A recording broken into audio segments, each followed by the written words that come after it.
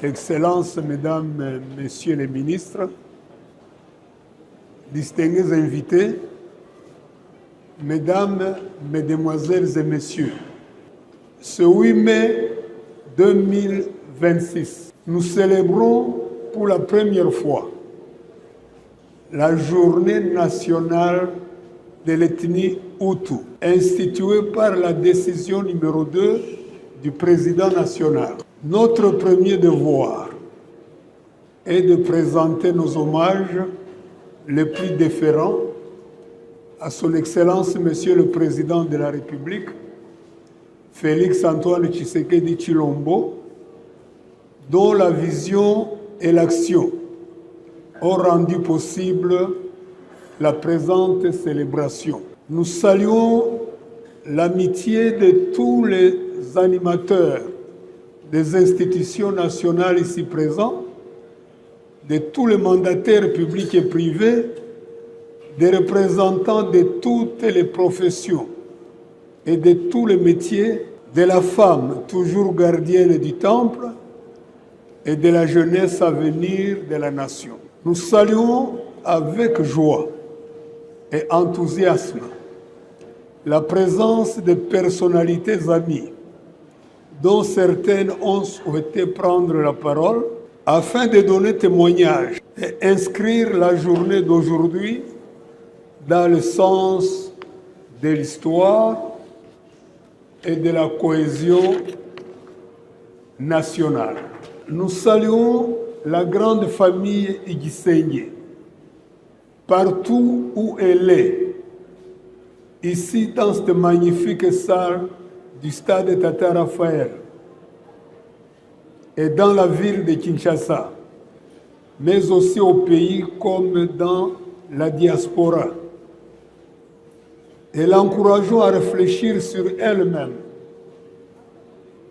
sur sa douloureuse situation actuelle inhérente à la guerre et sur les raisons d'espérer pour nous et pour nos enfants la dignité, le bonheur et la paix. Notre communauté Igisenge est régie par la loi sur les ASBL en République démocratique du Congo. La date du 8 mai appelle précision et clarification. Elle a été proposée, chaleureusement accueillie et finalement retenue à l'Assemblée générale élective du 28 septembre 2025 en souvenir de Monseigneur Joseph Boussimba, d'heureuse mémoire. Ce Hutu du Nord Kivu, Monseigneur Joseph Boussimba, fut le premier Congolais à accéder à la plénitude du sacerdoce dans la partie est du Congo.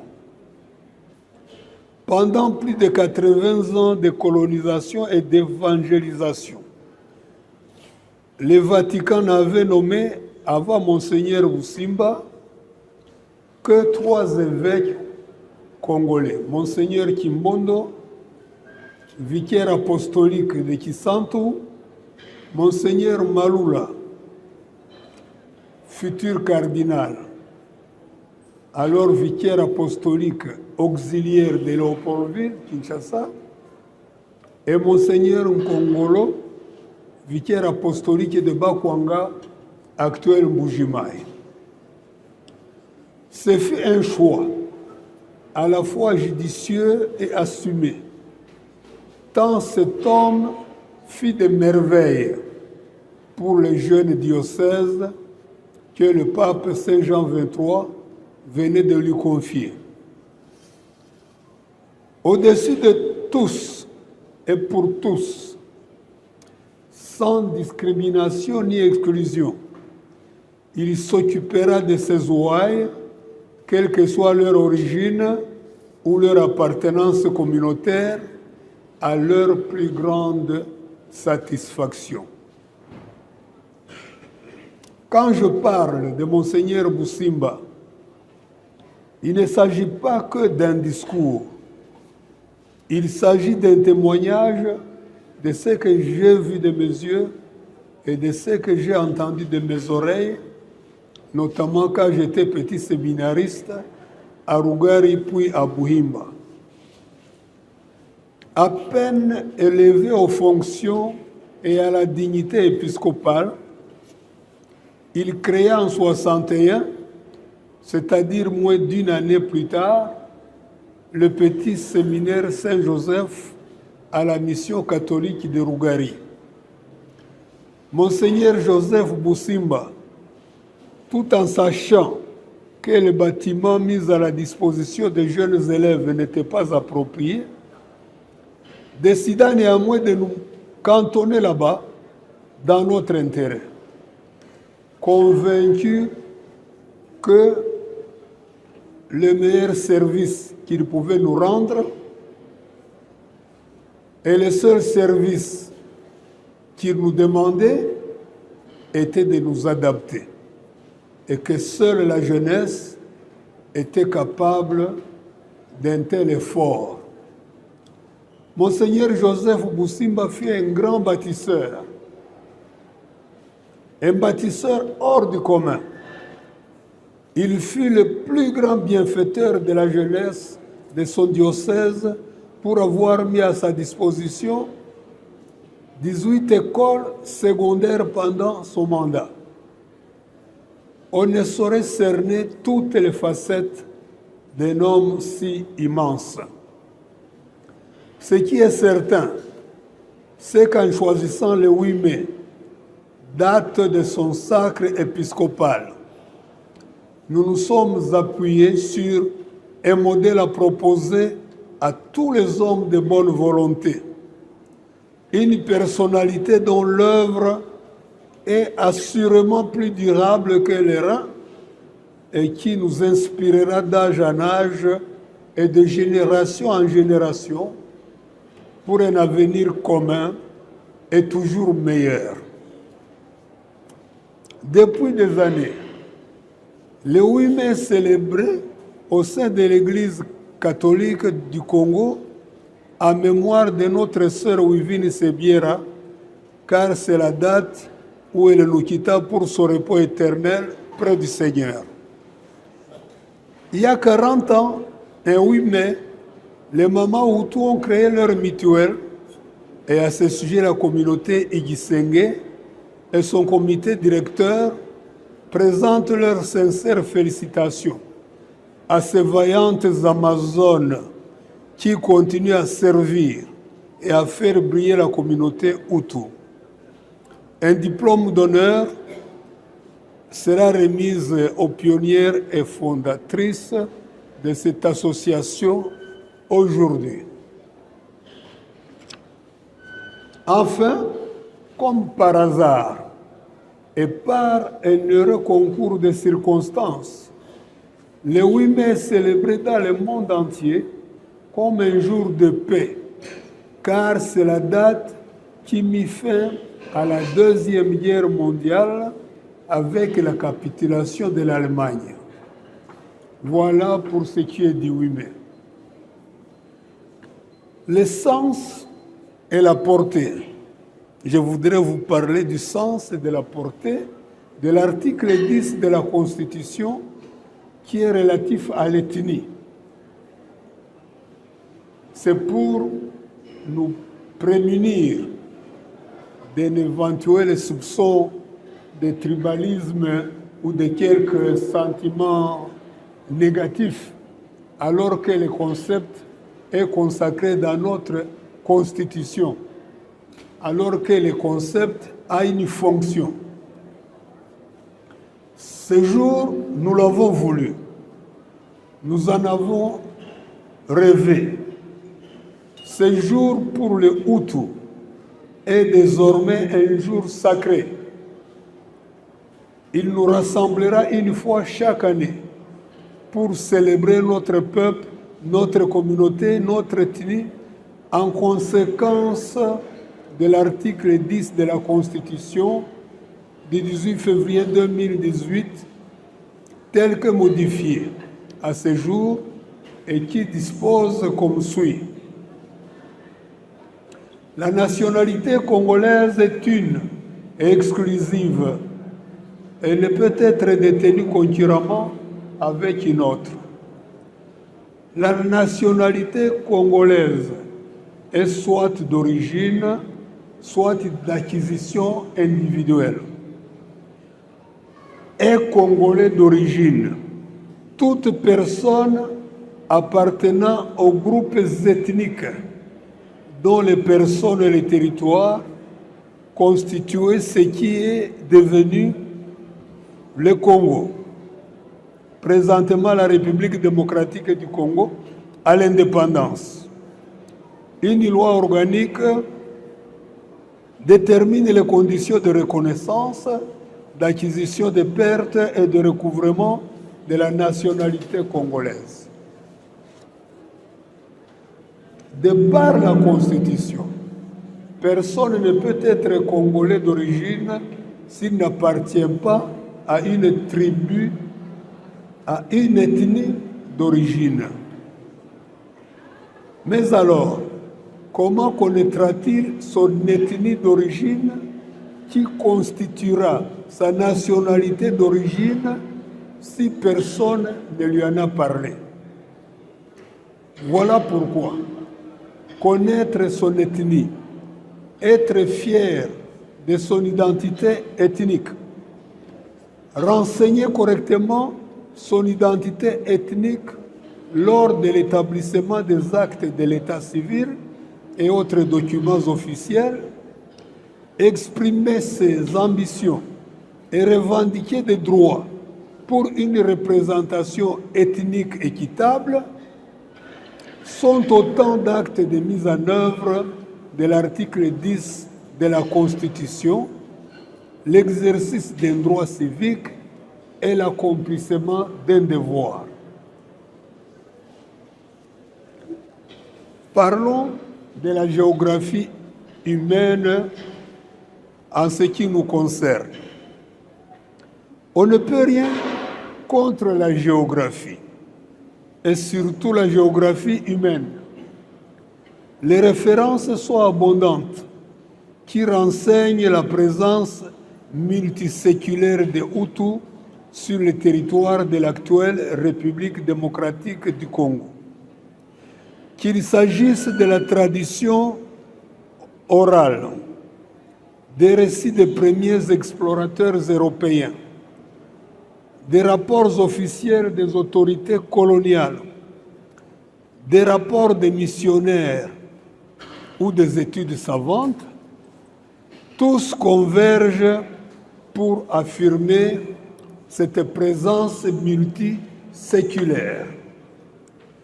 Il importe de préciser que souvent, nous utilisons les mots sans nous préoccuper ni de leur origine, ni de leur portée réelle.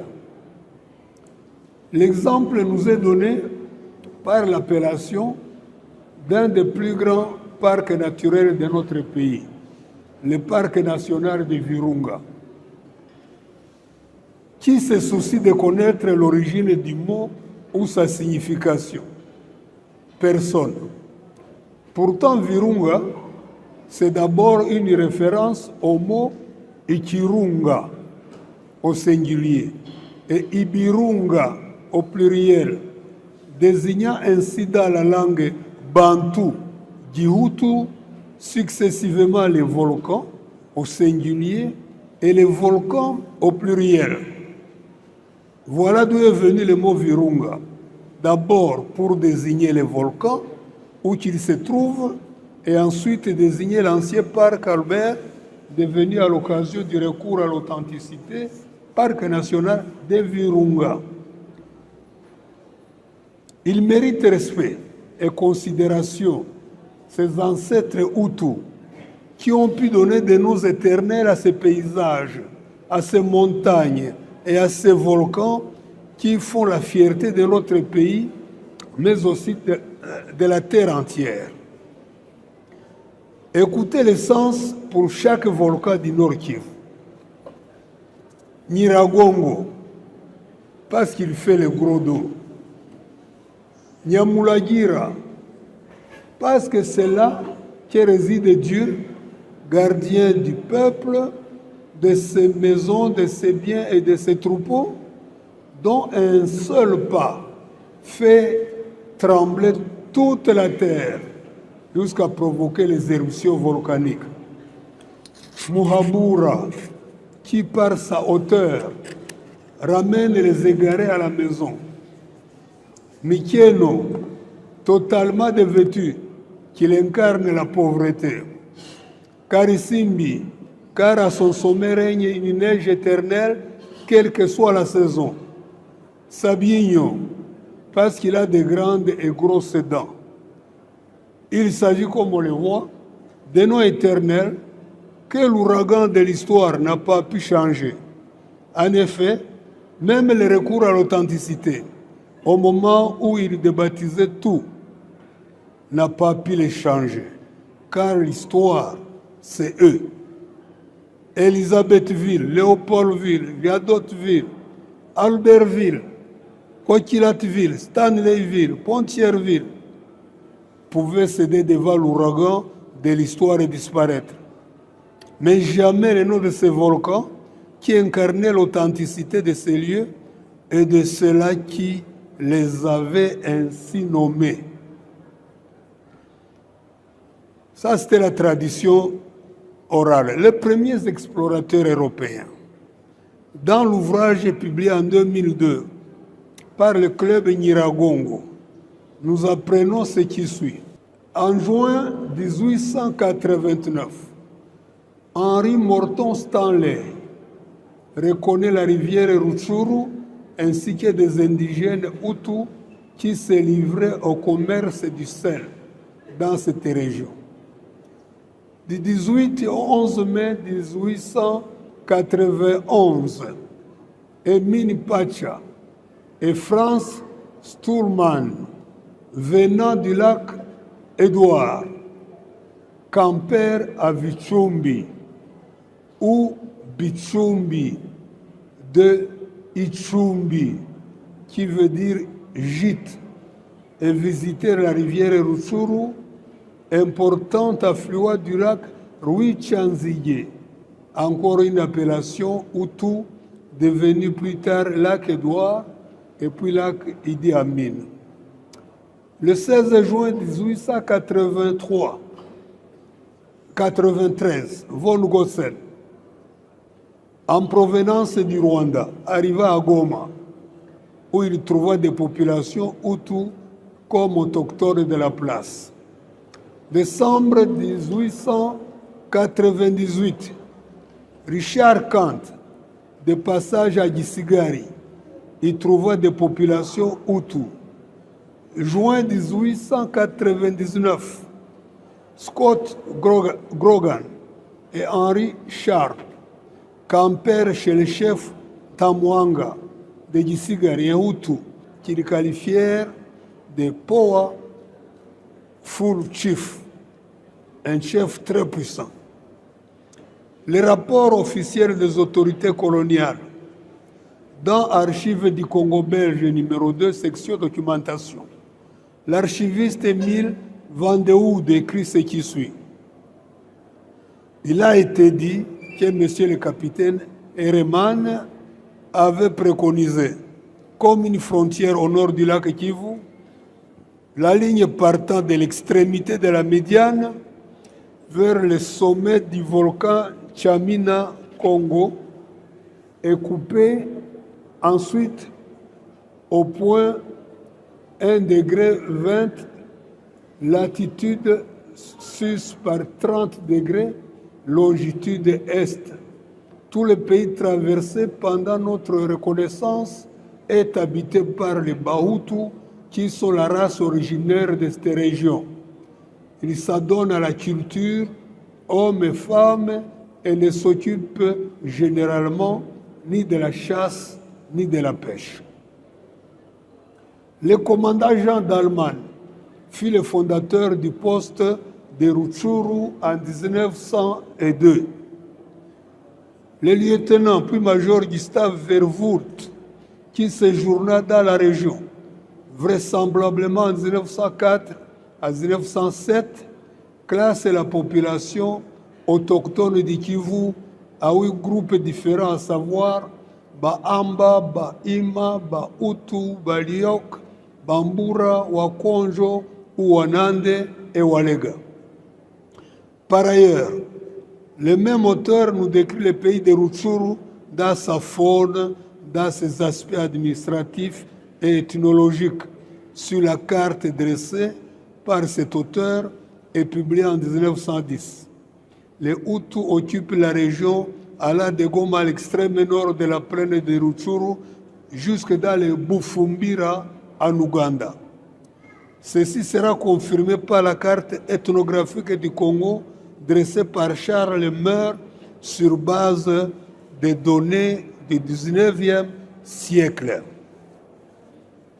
Les rapports des missionnaires s'agissant des Hutus, le premier rapport des missionnaires remonte à 1910, lorsque Monseigneur Augustin Is, pionnier des premières fondations missionnaires dans le nord-est du Congo, signala sur le premier croquis dressé à propos de la région de Rugari-Gisigari, où il projetait de fonder le premier poste de mission, que les habitants de ces vallées très peuplées étaient des Hutus. Notons que ce projet sera concrétisé en 1911 par la création à Rugari, chez le chef Rulenga de la mission Tongre-Sainte-Marie par des Pères Blancs venus du Katanga et du bord du lac Kivu, où ils avaient fondé des missions. En 1893, la mission catholique Saint-Joseph à Baudouinville, actuelle Moba. En 1906, le poste de tiers Saint-Pierre chez le chef Nyangezi. En 1910, la mission catholique Liège Saint-Lambert à Mwanda chez le chef Katana. Quant aux études savantes, dans son introduction à l'ethnographie du Congo, Jean Vansina publie l'étude de Kuipers, chercheur de l'IRSAC, intitulée « Les Bantous interlacustres du Kivu ». Et à cette occasion, il cite expressément et nommément les Hutus de Rutshuru. La démographie, on ne peut non plus la contourner.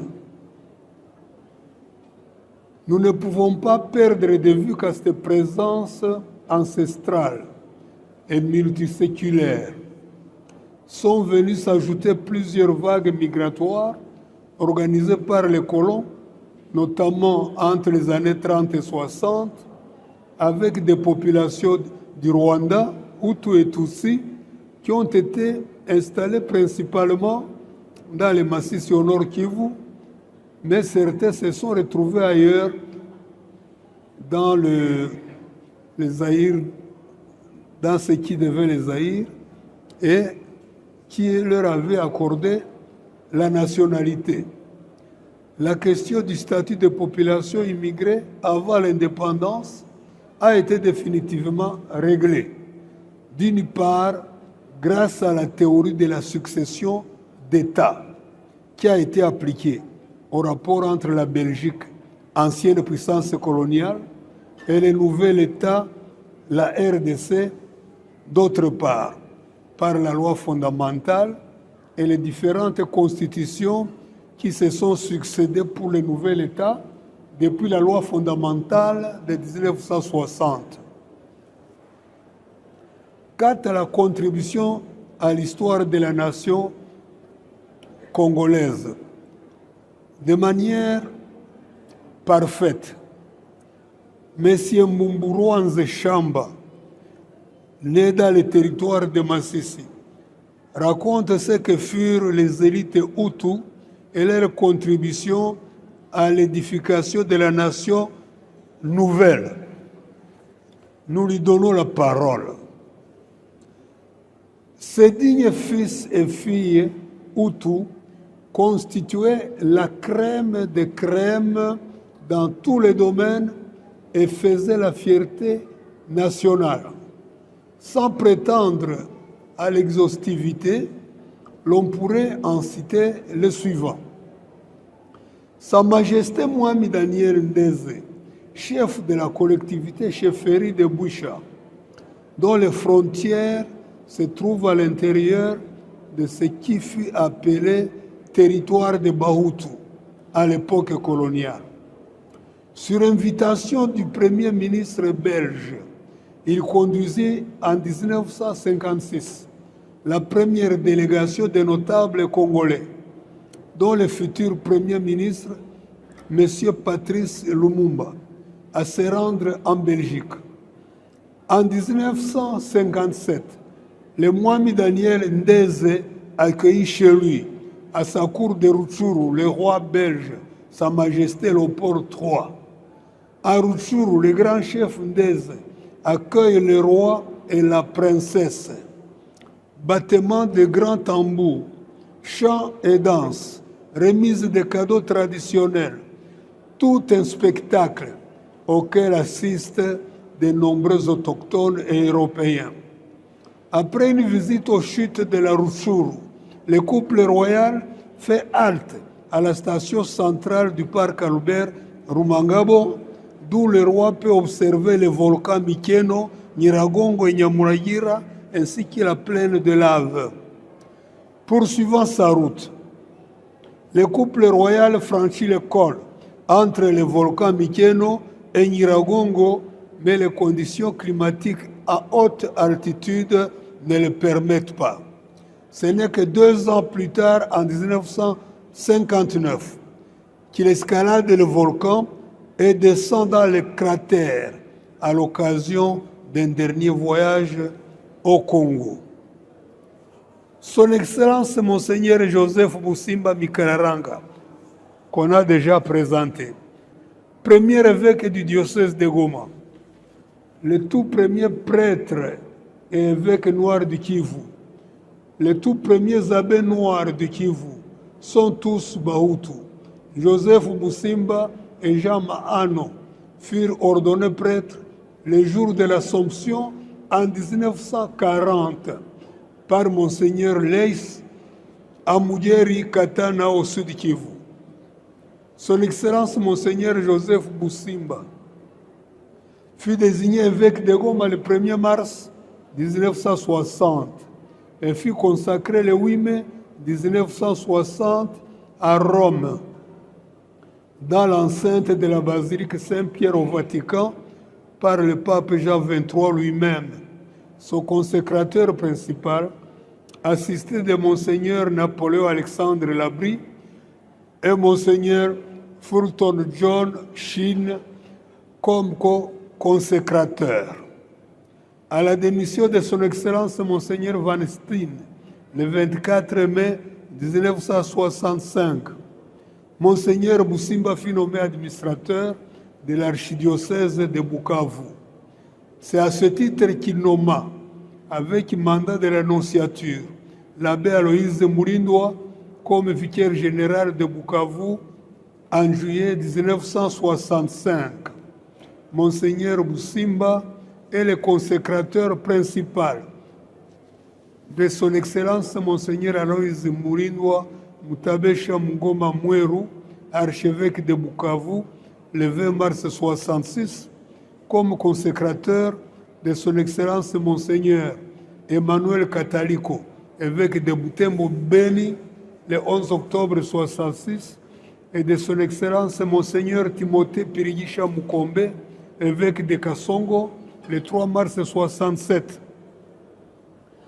L'honorable Marcel Bissoukiro est le tout premier ministre du commerce extérieur de la RDC et le tout premier président de l'Assemblée régionale du Kivu à Bukavu.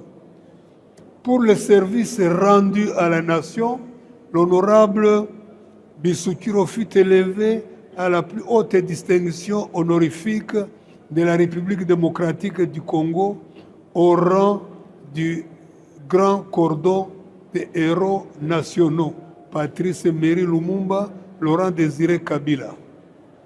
Son Excellence Gervais Bahizi est le tout premier ambassadeur de la République démocratique du Congo auprès de l'ONU à New York en 1961. Il importe de signaler que les honorables Marcel Bissoukiro, représentant le CEREA, Gervais Bahizi et Théodomir Nzamukwereka, représentant l'ARP, ont activement participé aux travaux de la table ronde de Bruxelles et ont abouti à l'adoption des résolutions portant sur l'avenir du Congo belge, dont un consensus majeur sur la date de l'indépendance du futur État fixé au 30 juin 1960.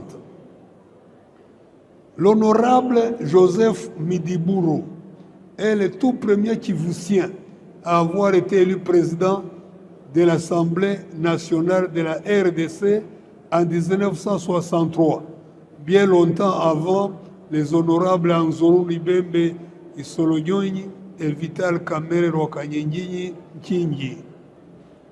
Le professeur Edmond Mouginia est le tout premier détenteur de doctorat Fribourg Suisse, au Nord Kivu en 1964. Monsieur Pierre Ruyagne Tchoubaka est le tout premier autochtone congolais, commissaire de district de Goma, le Congolais qui a remplacé le dernier commissaire belge de Goma à l'indépendance. Je ne faisais que citer l'auteur dont j'ai donné le nom auparavant. Et quelle est la prétention de l'ethnie Hutu comme contribution à l'avenir de la RDC? Elle se fera certainement par la culture, la science et l'innovation. La culture, c'est d'abord notre langue, le Kihutu.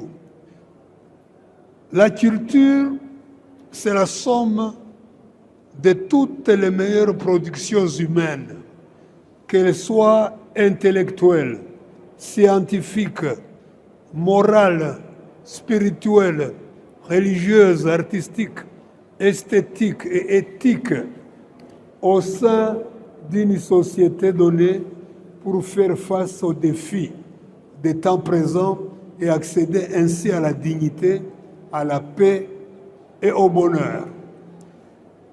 La culture, c'est la somme de toutes les beautés et de toutes les bontés du monde qui se manifestent par le travail et les œuvres de l'esprit. De cela qui, hommes et femmes, donnent le meilleur d'eux-mêmes pour que nous vivions dans l'effort pour le bien commun, dans la joie de vivre et de vivre ensemble, d'être solidaires dans l'espoir de transmettre à nos enfants et petits-enfants un héritage digne dont ils seront fiers et qu'ils s'empresseront à leur tour à transmettre à leurs propres enfants et petits-enfants pour une paix définitive et un paradis qui n'aurait jamais dû être perdu. La culture, c'est l'autre nom de la paix.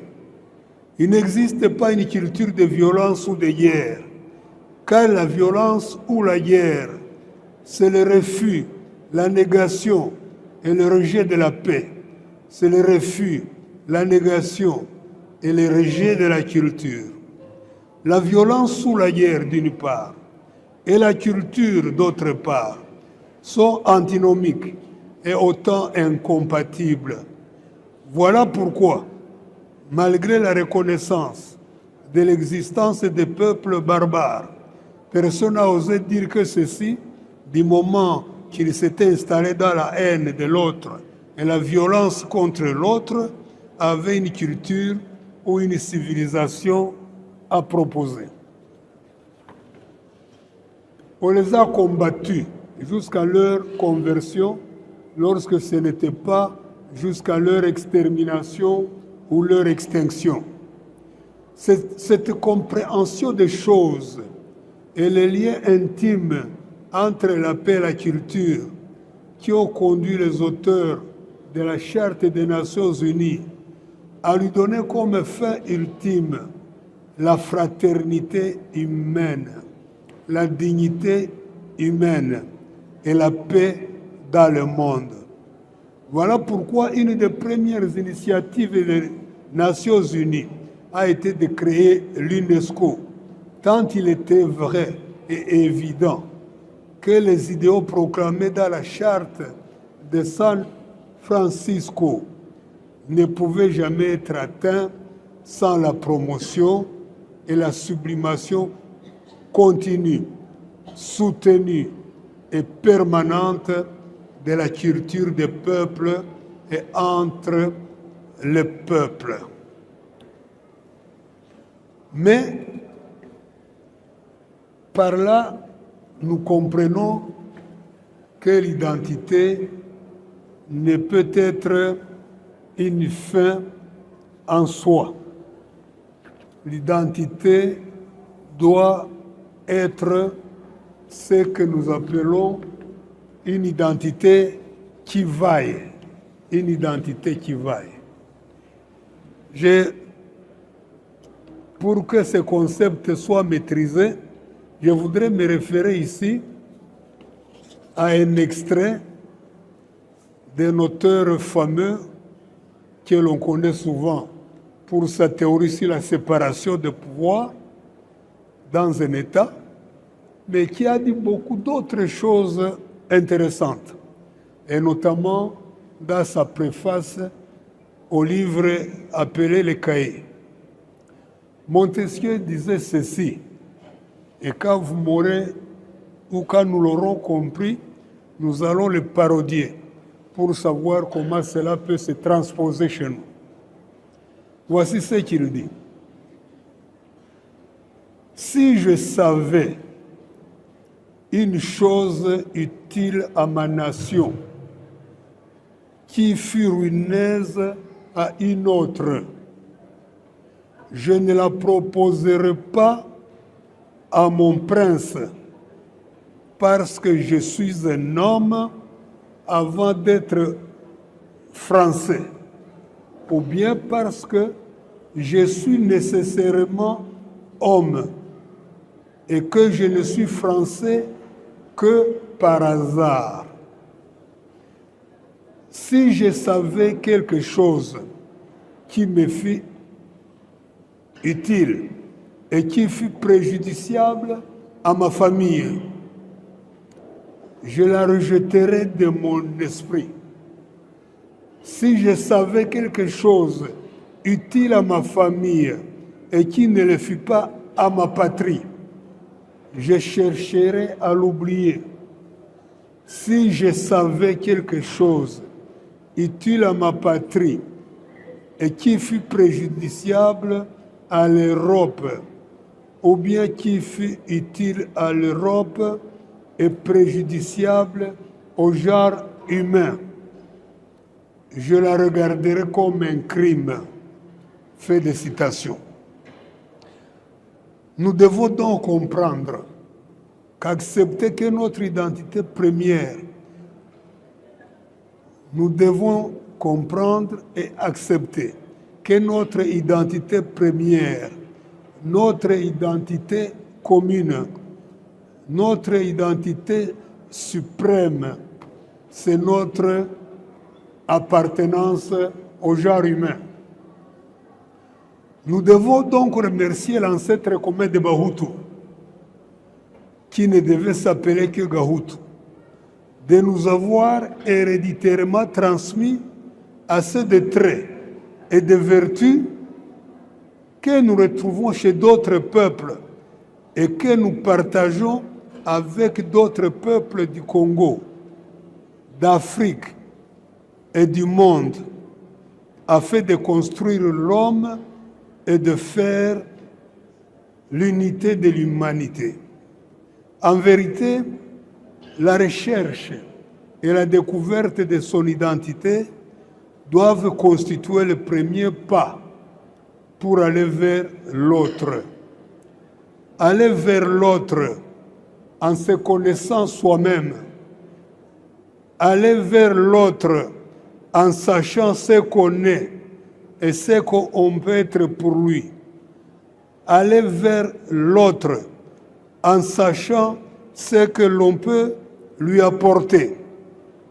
Aller vers l'autre en sachant ce qu'on peut en attendre. Tel est l'intérêt d'une identité. Une identité positive, une identité pour servir, une identité pour ne pas arriver main vide au rendez-vous du donner et du recevoir, selon l'expression du président poète Senghor. Je pense que nous pouvons en rester là. Aller plus loin, c'est prendre le risque d'oublier tout ce que je viens de vous transmettre. Je dirais donc que notre véritable identité, c'est notre appartenance au genre humain. Je dirais que notre identité, c'est cette capacité qui nous est offerte d'aller vers l'autre, mais sans que nos mains ne soient vides. Je voudrais ajouter que pour une identité complète, chacun de nous, chaque homme, chaque femme, devrait avoir dans sa propre définition une part venant de l'autre, une part venant des autres, une définition de soi-même, entièrement tournée vers soi-même, veut dire qu'on est un homme, soit indigne, soit incapable de l'être, dans la mesure où aucun être humain ne peut vivre sans le regard de l'autre. Et moi qui me bats depuis toujours, notamment contre l'abolition de la peine de mort, je vais vous dire que chaque fois qu'un condamné à mort est exécuté, je sens que c'est une part de moi-même qui s'en va. Voilà, mesdames, messieurs, excellences, honorables, tout le plaisir que j'ai eu de m'entretenir avec vous, de partager avec vous et d'espérer que cet échange aura été un enrichissement pour tous. J'ai dit et je vous remercie.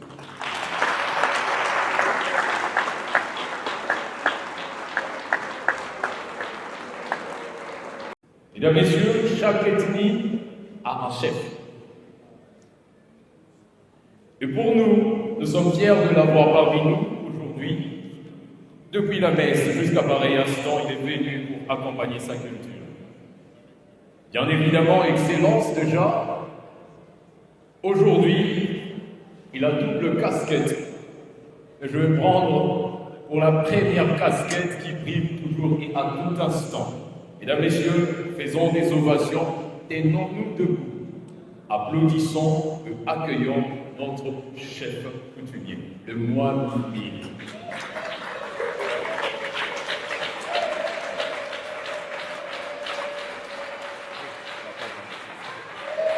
Merci beaucoup. L'un des avantages de la fonction de moine, c'est souvent de prendre la parole en dernier. Lorsque vous prenez la parole après une si belle homélie de l'abbé Arsène, sur le plan spirituel, après l'exposé magistral du professeur Niavirou, après le président de la terre communautaire, notre jeune cours, il ne vous reste plus grand chose à dire. Mais je vais quand même essayer de placer un petit mot. J'avais préparé un discours, mais il n'a plus de raison d'être. Monsieur le Président de la communauté Hutu et président de l'association culturelle IDICEC, Monsieur le Président de l'intercommunautaire, honorables députés, honorables sénateurs, Monsieur l'abbé Arsène, distingués invités à vos titres et qualités respectifs, Mesdames et Messieurs. C'est d'abord une grande joie pour moi de voir notre communauté aujourd'hui, la communauté Hutu, réunie ici à Kinshasa pour célébrer cette première journée culturelle de l'IDICEC. Je me tiens ici devant vous en tant que Mohamed Wisha et c'est pour moi une très grande fierté de constater une telle assemblée. Je voudrais aussi remercier tous les intervenants.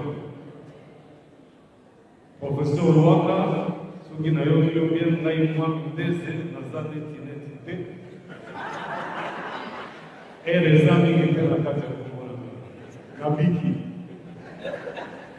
Donc c'est une façon de nous montrer que différentes communautés sont avec nous et sans cette communion il sera difficile effectivement de relever ce pays, plus particulièrement de relever notre pays. L'Assemblée qui est ici est un réconfort pour nous et un soutien.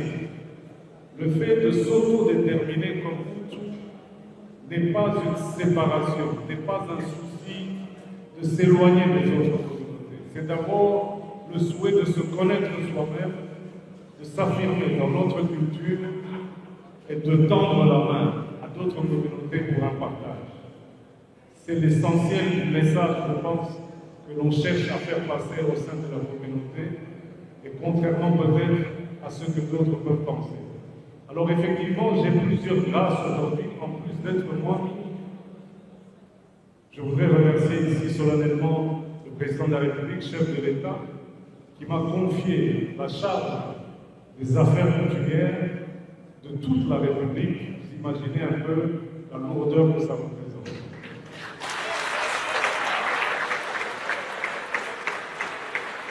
Il y a 2 mois de cela, dans cette même salle, nous avons pu réunir plus de 1000 chefs coutumiers de toute la République et nous avons aussi la chance d'avoir plus de 6 chefs coutumiers de pays étrangers. C'était une grande messe de toutes les autorités coutumières qui nous a permis de comprendre que notre richesse se trouve dans notre diversité. Et cette diversité avait été très clairement exposée ici. Et vous aurez sans doute l'occasion de découvrir prochainement les images. C'était une façon de montrer que le Congo, oui, peut devenir demain le moteur de tout le continent. Je pense, contrairement à ce qu'on a dit, ce n'est pas le Nigeria, ce n'est pas l'Afrique du Sud, mais c'est nous, ici au Congo, qui devons être le moteur de ce continent. Et pour cela, la cohésion de nos communautés est le ciment nécessaire pour que l'on puisse y arriver. Voilà en gros ce que je voulais dire. Le reste a été exposé. Merci encore, prof, de nous avoir appris des choses sur nous-mêmes. C'est montrer quand même cette richesse qu'il y a dans l'intellectualisme congolais. On en prend bonne note et on essaiera de développer. Accent était na prof, Mungu atubariki si wote.